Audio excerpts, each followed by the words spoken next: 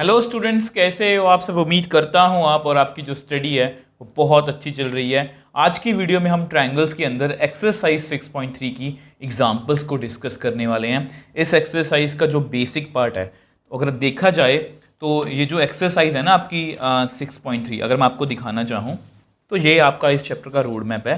तो ये आपकी एक्सरसाइज 6.3 ये लास्ट एक्सरसाइज है नई एनसीईआरटी की, ठीक है। अगर आपके पास पुरानी एनसीईआरटी है तो आप ये नोट कर लेना कि ये आपकी लास्ट एक्सरसाइज है।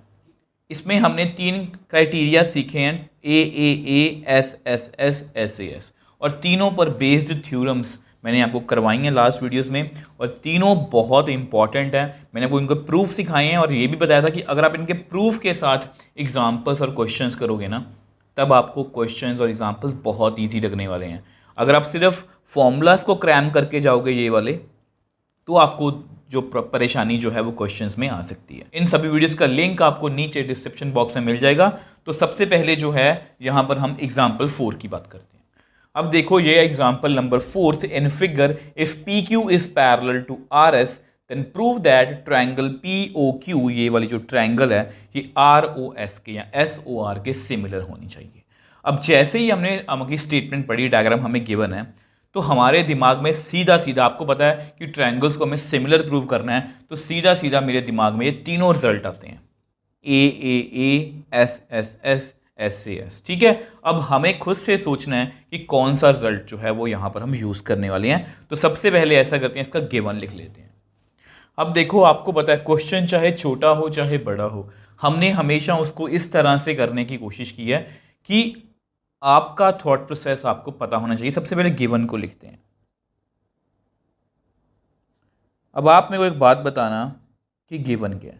अब आप बोलोगे सर हमें दो ट्रायंगल्स, चलो वो छोड़ दो, P Q is parallel to okay R S, ये हमें मेन गिवन है, ये हमें मेन एक चीज़ गिवन है, तो उसको मैंने लिख लिया, ठीक है। ये हमारा गाइड है टू प्रूव। अब हमें प्रूव क्या करना है, हमें प्रूव करना है कि triangle P O Q is similar to triangle S O R. अब P O Q S O R, इन दोनों ट्रायंगल्स को मुझे सिमिलर देखना है। अब आपको पता है कि सिमिलर होने के लिए मेरे पास 3 रूल हैं, A S S S S A S, ठीक है। तो इसके लिए हम सबसे पहले देखो आपको पता है कि हमारे पास जब भी आपके पास ऐसा क्वेश्चन आए, देखो मैं आपको हमेशा बोलता हूं, बीइंग अ टीचर मुझे इसका सोल्यूशन देना बहुत ईजी है, मैं 1 मिनट में इसका सोल्यूशन दे दूंगा आपको, बट वो मेरा एक्सपीरियंस है। मैं इतने साल आपको पढ़ाते हुए मेरे को इतना टाइम हो गया है, तो मैं देखते ही क्वेश्चन को बता सकता हूँ कि इसको कैसे करना है। अब जितना एक्सपीरियंस मेरा है, आपका तो पहली बार है ना, आप तो पहली बार 10th में ये क्वेश्चन कर रहे हो, तो मैं हमेशा उस तरह से सोचने की कोशिश करता हूँ और आपको समझाने की कोशिश भी मैं उसी तरह से करता हूँ कि बच्चों आपको पता है कि सिमिलर करना है, और हमें पता है कि सिमिलर में हमने, देखो ऐसा कभी नहीं होता कि आउट ऑफ सिलेबस क्वेश्चन आ जाए। ये बात मेरा कहने का पर्पस ये है कि आपको ये दिमाग में बात बिठानी है कि मैंने 3 रूल पढ़े हैं अभी तक, S S S S A S, उससे बाहर मुझे कुछ नहीं आएगा, ठीक है। तो मेरा दिमाग उनके आसपास ही घूमना चाहिए। अब हमें देखना है कि किसकी तरफ जाना है, तो सबसे पहले ये देखते हैं गिवन। गिवन क्या है, गिवन जो है वो हमारा गाइड है। अब वो गाइड क्या कहता है कि P Q is parallel to R S.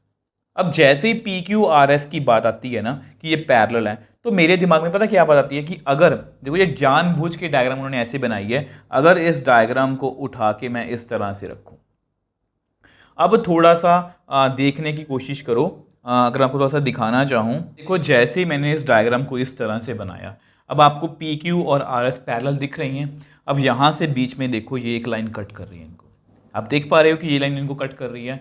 अब जैसे ये लाइन कट कर रही है, तो ये वाला एंगल और ये वाला एंगल कुछ जाने पहचाने से, ध्यान से देखो ये कौन सी शेप बन रही है, जेड शेप बन रही है। और मैंने आपको ये समझाया था कि अगर जेड शेप बने, 2 लाइन्स पैरेलल हैं, तो ये एंगल और ये एंगल एक इधर को एक इधर को, कौन से एंगल होते हैं, ऑल्टरनेट एंगल्स, ऑल्टरनेट एंगल्स, ठीक है।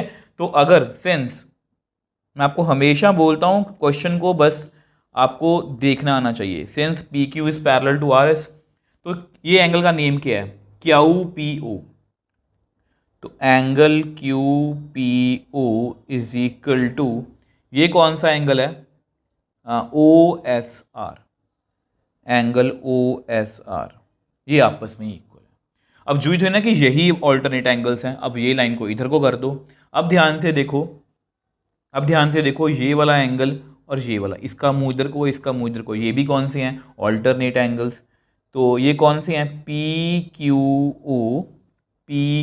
ओ ये वाला एंगल, और ये वाला एंगल कौन सा है? O R S. ठीक है, ओ आर एस। ये दोनों कौन से एंगल्स हैं? ऑल्टरनेट। देखो मैं आपको तभी हमेशा हर चीज़ बताने की कोशिश करता हूँ पहले ही कि एंगल्स की नॉलेज आपको होनी चाहिए, इसलिए मैंने सब कुछ ये पहले से बना के रखा हुआ है ताकि आपको किसी भी तरह की कोई दिक्कत ना आए। अब ये हमें क्लियर हो गया कि ये ऑल्टरनेट एंगल्स हैं। ठीक है, अब ध्यान से देखो ये वाला एंगल और ये वाला एंगल, अगर आप देख पा रहे हो कि ये वाला एंगल और ये वाला एंगल, ठीक है, इनको उठा ही देते हैं एक बार। ये कौन से एंगल्स हैं? ये बोलते हैं इनको वर्टिकली अपोजिट एंगल्स। ठीक है, तो इनको मैं लिख के दिखा देता हूँ आपको, आपके सामने है। Angle P O Q is equal to angle S O R. ये कौन से एंगल्स हैं? Vertically opposite angles. ठीक है, अब यहां पर मैं आपको एक बात बताना भूल गया, अब एक पल के लिए इसको भूल जाओ। मान लो आपने दो पैरेलल साइड से ये लिख लिया, तो आपको पता है कि आपने दो एंगल्स इक्वल कर लिए। तो अगर आपने दो एंगल्स इक्वल कर लिए तो मेरे पास जो रूल हैं वो कौन कौन से हैं? ए, एस और एस से एस। तो दो एंगल किस में है? ए में। मतलब एक तीसरा मुझे एंगल ढूंढना पड़ेगा, वो भी मैंने ढूंढ लिया, वर्टिकली ऑपोजिट एंगल्स। तो therefore by a similarity theorem, triangle POQ is similar to triangle SOR। और यही हमें जो है वो प्रूव करना था। तो देखो कितना इजीली हमने जो है इसको प्रूव कर लिया। सबसे पहली बात तो देखो मैंने आपको एक थॉट प्रोसेस दिया है। थॉट प्रोसेस क्या कहता है कि अगर दो साइड्स आपस में, जो मैंने आपको दिखाने की कोशिश की है कि अगर दो साइड आपस में पैरेलल है, देखो पहली बात तो सिमिलर का कंसेप्ट आ गया। तो जैसे ही सिमिलर का कंसेप्ट आया मुझे पता कि मेरे पास तीन रूल हैं, ये तीनों आपको दिख रहे हैं यहाँ पर। ठीक है, तो मैंने देखा कि अगर दो साइड्स पैरेलल हैं तो ये एंगल जाने पहचाने से हैं, ये एंगल और ये एंगल जाने पहचाने से हैं। अब दो एंगल इक्वल हो गए तो तीसरा मुझे एंगल देखना पड़ेगा, वो वर्टिकली ऑपोजिट एंगल्स हैं। तो इस तरह से हमने ए से इस एग्जाम्पल को जो है बहुत ईजिली सॉल्व कर लिया। आई होप ये एग्जाम्पल आपको अच्छे समझ में आई है। अगर आपको फिर भी कोई डाउट है मुझे नीचे कमेंट बॉक्स में लिख सकते हो, मुझे इंस्टाग्राम टेलीग्राम पर मैसेज भेज सकते हो, मैं हमेशा आपका रिप्लाई करता हूँ। अगर आपको वीडियो थोड़ी सी भी हेल्पफुल लगी है तो वीडियो को लाइक कीजिए, शेयर कीजिए और इस चैनल को सपोर्ट कीजिए।